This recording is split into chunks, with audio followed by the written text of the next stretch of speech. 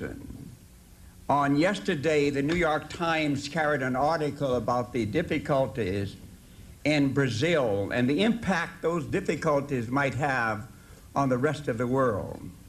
And one is reminded that we're now living in an information-based, technology-driven society in which there are no borders of nations, but we are a global village indeed. For one but has to watch the stock returns here today and wonder what they shall be tomorrow in other parts of the world and understand the interconnection of the finances of the world. It is good that today we gather. The day is not bright outside, but the potential is bright inside. We gather here today to bring together people in conference over a period of 2 days. Some of the giants of America in the field of finance and concern. This man called Reverend Jesse Jackson is said to walk on water. And I heard him say, "Oh God, Percy." I am able to say that because I come from Harlem. I live in Harlem, and in Harlem we are proud of the people from our community who go forth into the larger society and become people of giant consequence. I say that he is said to walk on water because of the many things he's able to perform, acts of brilliance, things that have impact far beyond the expected boundaries. Reverend Jackson, some years ago, at the Commodore Hotel here in New York City, developed a thing called PUSH, People United to Save Humanity. That PUSH has evolved through the years to involve not just politics and social matters, but now economic matters. For all of us who came up in the field of politics and civil rights and with social consciousness, have come to realize through the years it is not enough to attain political power unless there can be joined with that political power, economic power. No one of us here today is so well known as is Reverend Jackson. I don't know any one of us here today, from whatever background we come, that has such possibilities of bringing together other people, people who often do not agree with each other, but who are attracted to that which he is doing. Ladies and gentlemen, while I may be askance in my comment when I say he can walk on water, let me just say to you that it takes a lot of practice to walk on water. And if you're going to walk on water on his circumstances, you must be able to go to jail on occasion. You must prepare, you must bring to you people of abilities, and you must prepare. Today, the New York Times carried an article. It was a long article discussing this conference and the progress that has been made thus far by Reverend Jackson. Tonight, on the floor of the Stock Exchange here in New York City, there will be a fundraiser to further assist in this effort. And present will be the President of the United States. That was helpful in getting the article in the New York Times. But an article that needed to be written. Ladies and gentlemen, may I present to you not Jesus Christ, not Moses, not Allah, but the Reverend Jesse Jackson. Please join me in praying. Well, in that context, thank you, John the Baptist. Let's give a great round of applause to Precious Sutton. We appreciate you so much. We've all enjoyed the growth, the life, and the legacy of the Honorable Precious Sutton, able, distinguished lawyer who was, among other things, the lawyer for Malcolm X, whose families of freedom fighting family of political and business nobility, who has worked to make New York and America better, who was the borough president of Manhattan for 12 years, now distinguished broadcaster and business developer. But through all of that, an amazing line of credibility and trust. We call him affectionately the chairman because when he speaks, people listen. When he convenes meetings, people come. And he has that which people cannot buy, must never take for granted, something called credibility. Another big hand for Precious Sutton. We appreciate you. On the belief in each other and in this possibility of building bridges to connect Wall Street with the rest of America and to expand the market. I want to express my thanks to friend and brother beloved, Weldon Latham. Weldon, please stand. He's done so much to make this project successful. And I suppose I'll say it over and over again the next 2 days, that we are here to build bridges. And while there's a delegation here of African American and Latino businessmen and women, there's also a delegation here today from Appalachia. The Appalachian delegation to stand. Stand up, Appalachia. Give them a hand. And I know y'all feel a little awkward. I want all y'all from Appalachia to come out the back row, come up here. Y'all come on up here because you just look right out of place, y'all. Y'all don't have to go to the back of the bus like we did. Come on, you can actually start on the front. Give them a hand.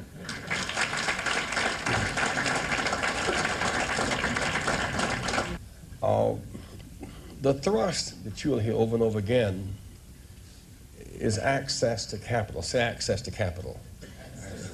Access to capital. Access to capital. Because in some sense, we'll talk about it, is in the 4 stages of development in America to make America America for all of its people, to heal the breach. If the first stage indeed was to end slavery and economic arrangement, if the second stage was to end legal segregation, a divisive arrangement, the third stage was the right for all Americans to vote. The fourth stage is access to capital. In some sense, we have been so focused on the trauma of the black and white of the matter. So often it's diverted our attention away from the wrong and right of the matter. Not that the black and white has not been valid and real, but it's been used like the bull and the matador often to divert attention. So often we end up running from sideline to sideline, east and west, rather than goalpost to goalpost, north and south.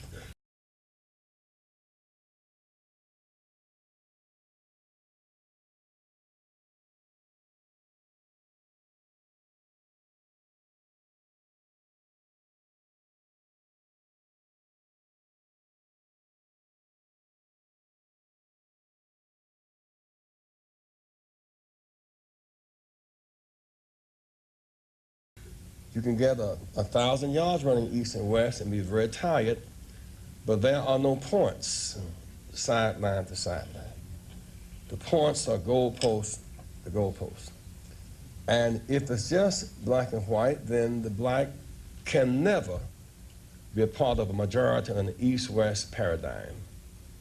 But if it's north-south, if it is indeed the surplus culture over and against the deficit culture, if the mission is indeed to transport capital to all Americans, then those who are in the deficit culture in that coalition take on a new strength and have a new power and a new potential. And that is why Appalachia and Harlem must find common ground. There are two bridges that connect this great island called Manhattan. One extreme there is Wall Street, the other extreme there is Harlem, connected by two bridges. We want to erect two bridges, one from Wall Street to Harlem as it symbolizes urban America, another bridge to Appalachia as it symbolizes rural or mountain America. Let the record show that the gap between Wall Street and Appalachia is greater than the gap between Wall Street and Harlem. And we must build bridges because on the other side of both bridges, there's money and market and wealth and the potential for prosperity. And therefore, it's a mutually beneficial proposition. So we're talking these 2 days about shared growth. There are no budget deficits. There are no communist threats. And yet, we have more wealth in the hands of a few and more underserved markets, more underutilized talent, more untapped capital. We want to tap into that capital, tap into that potential, tap into those communities. It's amazing how when there is a deficit in Brazil, it captures our attention in economic terms. When there is a deficit in Asia, the crisis with the Asian tiger, it captures us in economic terms. When there's a deficit in urban or rural America, we see it either in racial terms or don't see it at all. But a deficit in underutilized American talent, a deficit that grows out of locking our youth up rather than lifting them up. To put 2 million Americans in jail, 500,000 more than China, and for 3/4 of them to be youth under age 30, will have a longer term, a negative consequence on America than whatever is happening in Brazil or Indonesia or Taiwan or South Korea. And while we are right to address the problems in Brazil or Taiwan or South Korea, it is just as right to address the crisis here or wrong not to address it in stark, economic, as well as in moral terms. And so we have challenges here, and we have opportunities here. We seek to build for the Rainbow Push Wall Street project and infrastructure across the country.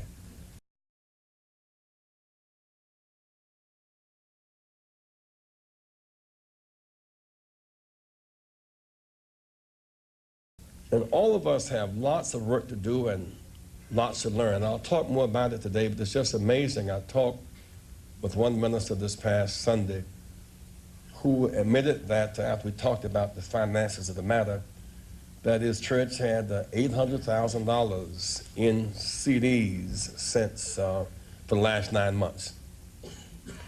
And most of his members would choose a bear lottery market over a bull market. They have more confidence in the lottery market than in the bull market. Obviously, they do not know any better. And therefore, mass education is in everybody's best interest. Someone said, and I close, that money does not grow on trees. And that is not true. Money does grow on trees if it's planted in money mud. Say if it's planted in money mud, in money mud. If you plant it in a lockbox, it will not grow. Plant it in CDs, it won't grow much higher than a shrub bush. But there is some fertilizer, there is some money mud wherein money really can grow. Say if it's planted in money mud, it will grow. It's amazing how the poorest district in Georgia is the highest lottery county in the state. Confidence in the lottery market. One ward in Chicago, $70 million in the lottery, plus the boats. Plus the boats. Confidence. Well, one thing is that the folks in the lottery have reached out to them because they know they have money. And the markets have not reached out to them because they don't appreciate their money. And so that is understandable too. But we intend to change that in these next few days. We're going to organize, among other things, 1,000 churches this year that will start investment clubs and consumer clubs and begin, Jim Hill, to what we call the disciplined dollar and targeted investment in stocks. That is the process of mass education as we seek to build the bridges. Before we begin our workshops today, and they will be outstanding workshops, our first session is really with some basic business leaders who will talk and share with us for a bit on kind of 2 points. One, challenges and opportunities in the underserved marketplace. Underserved with underutilized talent and untapped capital. Say challenges and opportunities in underserved markets, underutilized talent, and untapped capital. The challenges part simply is what are the constraints? What are the impediments? On the other hand, what are the opportunities? I suppose it was classically expressed last year before I bring on Brother Zuckerberg from Goldman Sachs to begin to address this in some measure, is that we had my friend and Brother Donald Trump on the panel last year. And I asked Donald in that dialogue, Donald, what is missing? You are the #1 builder in Manhattan, on the south end of Manhattan. Only you and Michael Jordan occupy airspace. Give a hand to Donald Trump.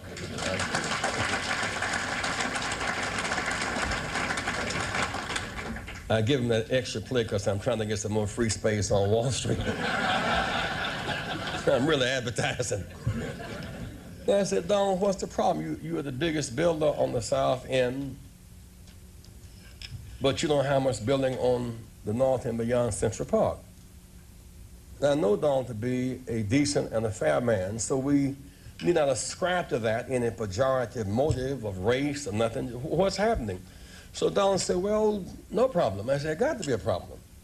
Same island, between the same 2 rivers, same 2 bridges, and you invest on one side, not the other. He said, well, it occurs to me that I get better incentives and tax deals to invest on one side than the other.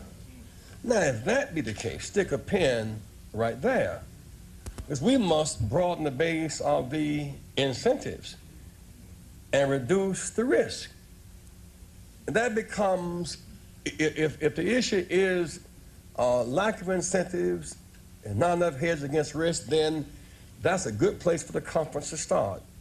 And so for Goldman Sachs, as you look at the marketplace and look at the market and look at talent and look at the potential wealth, I want Roy Zuckerberg to come first and speak just in some measure, a few moments about what he sees as challenges and opportunities in expanding the marketplace. Roy Zuckerberg.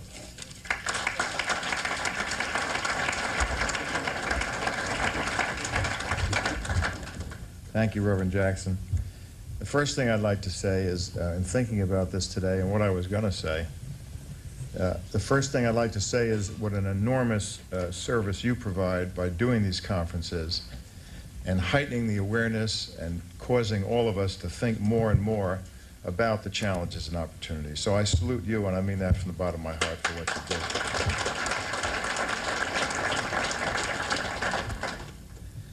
I also want to say that I'm here today as chairman of the Securities Industry Association, which is what it is. It's the association of 800 securities firms. And we try to provide standards and policy for the industry. And so when I speak to you today, in part, I talk as that capacity as well. Urban development money being used as a rural economic development plan, building jail cells for houses for the poor. Talking about the crisis in Brazil, try that crisis as they graduate 5 years back into the public sicker and slicker because they're untrained and because they're sick.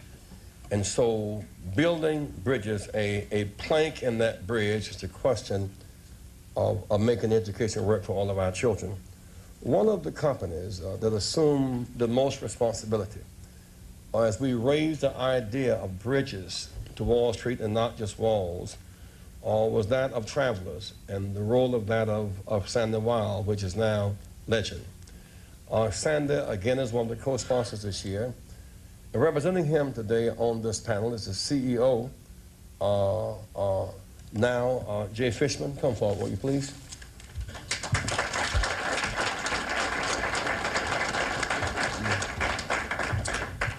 Thank you, thank you. Good morning. Once again, good morning. Good morning. There we go, thank you. Reverend, it's a pleasure to be here today and participate in this event in a substantive way. The events of the last few days in Brazil and the last few months should remind all of us that we indeed are the global goose. And protecting that goose and making that goose available to everyone that shares in it and participates in it and creates it is just critical for the fabric of our country over the long term. It can't be at that goose that half the people walk away hungry and half the people walk away full. And it is not only our obligation in the sense of the right thing to do, but it is critical for the fabric of our society over the long term for us to be here and participate and support this event. So thank you for inviting us. Thank you for the opportunity to speak. It's really a pleasure to be here. Actually, and hopefully we can be of some help to you next year, I actually feel very lonely here today. Looking through the sponsors and the attendees, there is no other insurance company here, I don't believe. And, I apologize. I apologize. Okay. Well, together,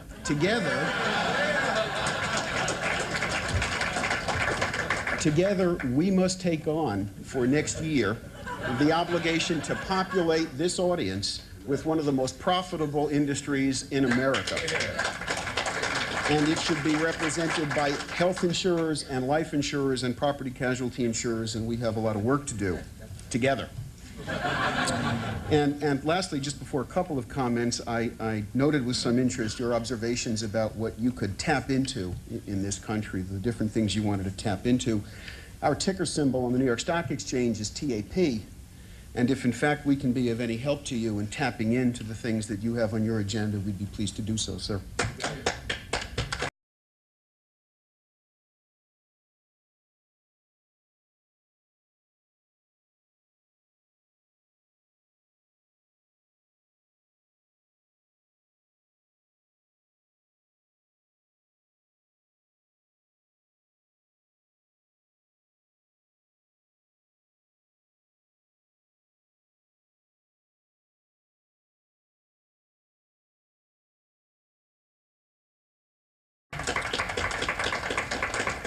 We run a business that's just extraordinarily long-term in nature. We are a 135-year-old company that understands that our success really is based on two key principles.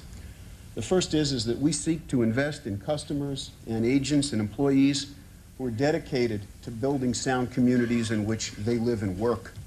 And we really do understand that our business is based on protecting the dreams and the aspirations of the people who invest in themselves and in their families. These are good customers, these are good people, and it really is regardless of where they live that they are good customers. And it's this view, this open-minded view, that creates an opportunity for them as well as for us. It really is good business for the both of us.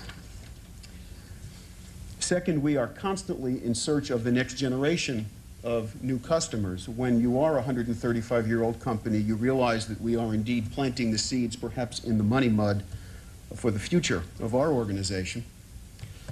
And frankly, one of the obligations that means is providing properly priced insurance products for the 21-year-old recent college graduate who wants to buy a home and needs to buy a car to get to work. We do understand if there's no homeowner's insurance, there is no home. And if there's no home, there's no family. And we understand that if there's no automobile insurance, there's no car, and perhaps that individual can't get to work. And perhaps most importantly, it also means providing real employment opportunities for that 21-year-old so that that person can dream and aspire and begin to build his or her own independence and therefore take on the obligation of reinvesting in their community. So when we look at ourselves in that long-term context, we recognize that it's the young people, the emerging people, the people coming forward who are indeed our business of tomorrow. And really we think that our business is based on making these opportunities available candidly to everyone. The only important factor being where they are and where they're going, not in any sense where they've been. And it really means that understanding that doing today's good business means identifying tomorrow's good business partners. And that's customers, and in our case, independent agents and employees, and giving them a chance to grow with us, to give them a chance to grow in their own lives, and to stick with them for the long run. The question that you have the right to ask us, of course, is how are we doing? How are we doing in applying these principles in minority communities? And candidly, the answer is we're trying hard, but we also know that we can do much better. So in that regard, we've made a long-term commitment, recognizing the long-term company that we are, to minority communities across the country. Certain specifics. Right now, we're actively involved in increasing the availability of homeowners insurance in 7 major urban centers across the country, and we are succeeding. In Washington, D.C., for example, a troubled insurance market, our minority agent development program has resulted in us achieving a 16% market share of the urban center. That's over 27,000 homeowners insurance policies, and to put that in some perspective, that's over 4 times our overall national market share. It's a record that we're proud of and we intend to keep working on. And we did that by investing in people and in mentoring and in training and providing these independent agents in these difficult communities the opportunities to grow. And we are actively looking for more minority agent prospects every day in this city and most other major centers across the country. And as part of Citigroup's $115 billion, that's billion with a B, Community Reinvestment Plan commitment,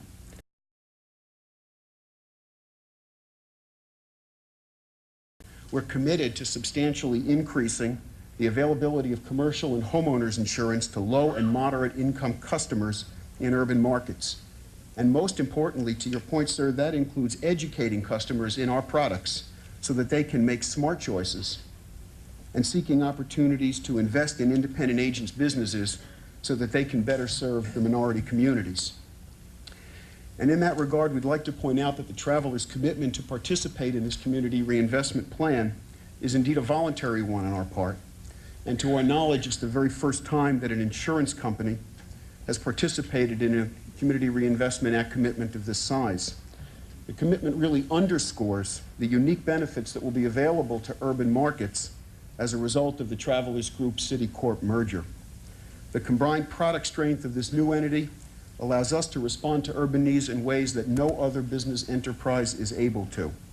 I now want to bring forth a friend who has, well, he is deceptive in that his social style is of such. One can miss his seriousness, and his commitment for their success is beyond argument. When we opened this Wall Street project and we talked about it, he gave us space at 40 Wall Street, which was to make a statement about our having a presence there. And beyond that, in terms of reaching out and being inclusive, he's done that too. And created for many people a comfort zone when I ran for the presidency in '84 and '88. And many others thought it was either laughable or something to avoid. He came to our business meeting here in New York because he has this sense of the curious. and a will to rest to make things better. And so aside from all of his style,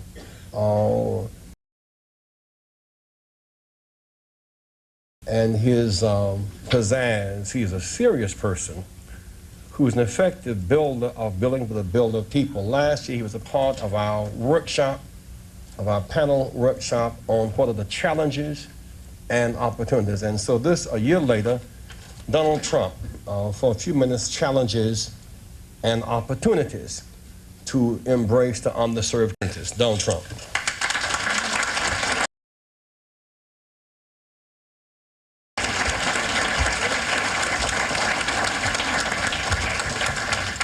Well, it is an honor to be here, and I was with Jesse last year, and we had a lot of fun, and it was a little different. We had a real panel where you asked questions and everything, and we didn't do so much speaking, so I'm going to get off here very quickly because I want to hear some questions. Jesse started off by saying most of the wealth in this country is in the hands of a few, and I thought to myself, is that a bad thing? What's wrong with that, Jesse? But he did have an expression last year, and I was just telling Roger.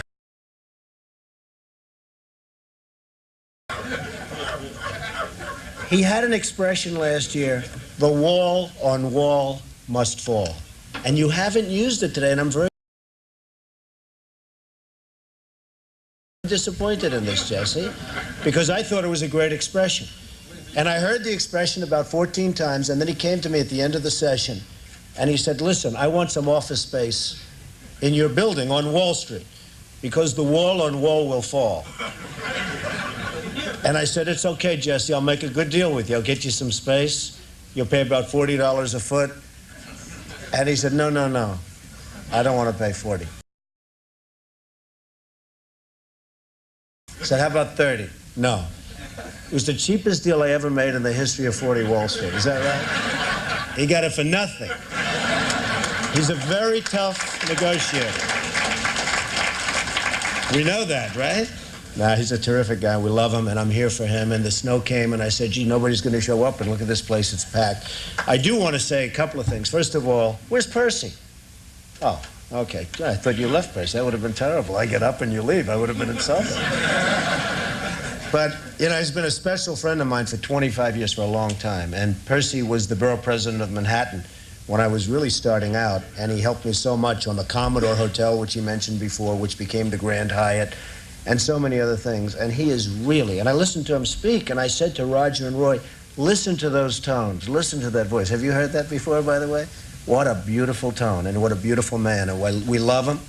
You really were a big help to me right at the beginning, and I really appreciate it, and you've done some great job. So I just want to sort of acknowledge that.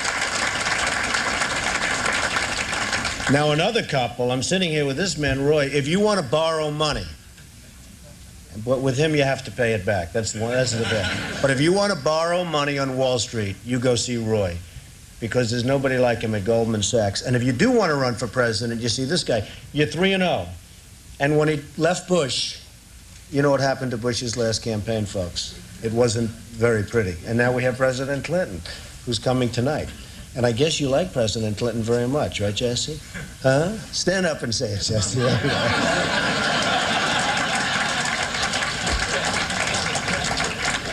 Well, I'll just say a few words. I mean, Wall Street and New York City and this whole region is doing unbelievably well.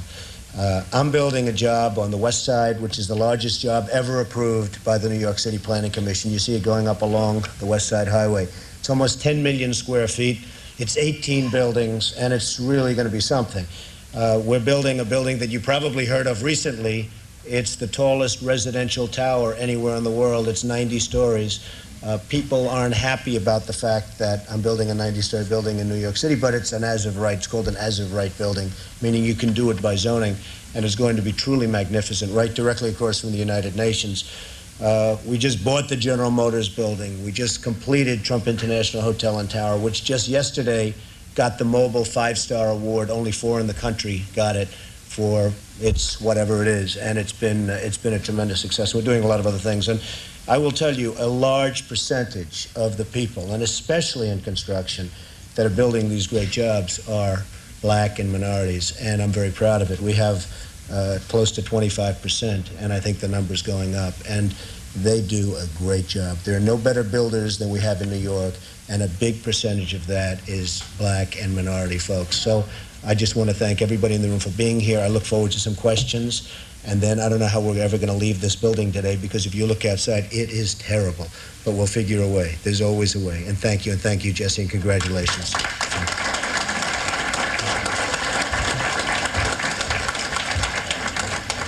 And with all of that wealth, Trump wants a free ticket to the fair tonight.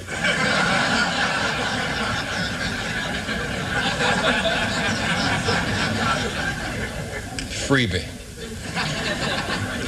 The question remains over and over again, how is the south end of the same island between the same two rivers, connected by the same bridges, growing, and on the other end, quite the opposite? For on the other end of the same island, there is no shopping mall. There's not one car dealership on the other end of the same island, in the same city, between the same two rivers, connected by the same two bridges.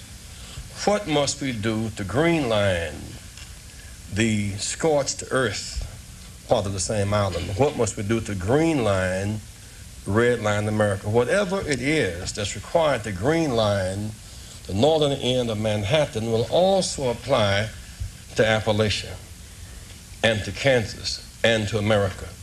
And if we greenline the red line area, we will then educate our youth and stabilize our families and build school industrial complexes with hope and not jail industrial complexes with despair. Yes. My name's Melody Sands, and I'm from Athens, Ohio, which is the best kept secret in America, but thanks to Reverend Jackson's efforts, I think you all are going to learn more about Appalachia. And my question is to Donald Trump and other investors, actually all of the investors in this room. We would like to know specifically what we can do in Appalachia to get your attention, your investment, and your enthusiasm for the fantastic ideas and businesses and organizations that we have down there.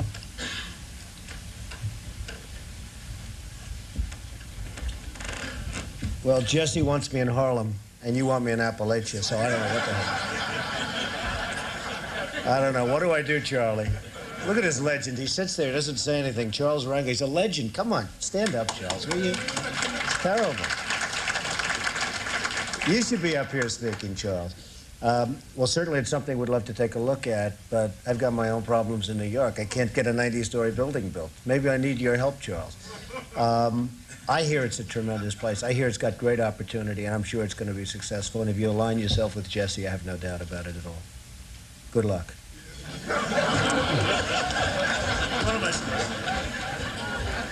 Charlie, Congressman Rangel.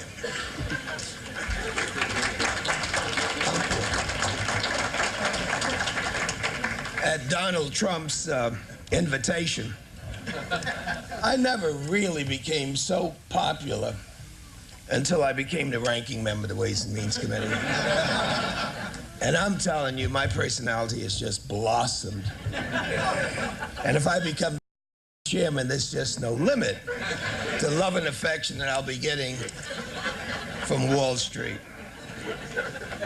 You know, when I first heard what we were doing in Europe after World War II, I said, what a great country that we'd do this for these poor folks that got bombed. When they went to Japan, I said, gosh, I didn't know we cared that much. Then they started dealing with Mexico. I said, this is absolutely astounding. Now that I know we're going to Africa, I said, it just makes a lot of sense. Having said that, Donald, I think that most investors want to know how they get the best return on their investment, and this is what Reverend Jackson is talking about. In order to do that, there are a variety of things that we have done to encourage American investors to put that money where we want it. Whether it used to be Europe, whether it was in Asia, whether it was the billions that we guaranteed in Mexico, or whether hopefully it's in Africa, we encourage by giving guarantees, by giving credits. Reverend Jackson has come up with a remarkable idea in saying that if we can do this for developing countries so that now they are super economic countries, why in areas that we are building jails and putting people in jail who are not productive, can we not bring in the same type incentives so not only investors can feel good in doing the moral thing, as we all did in rebuilding Japan and Europe, but so that you can make certain that you get better than a fair advantage when you make your investment. So when the president comes and when Secretary Rubin comes, please share with them what it would take for you to take a look at the options that you have, and whether it's Appalachia or whether it's Harlem, you would feel as better Americans knowing that you are creating consumers here in America, and at the same time you'll be able to get more than a fair return on the investment. The reason I'm so interested is that I have every reason to believe that the President and Secretary Rubin will be bringing it to the Ways and Means Committee, where it would be greeted with open arms. Thank you.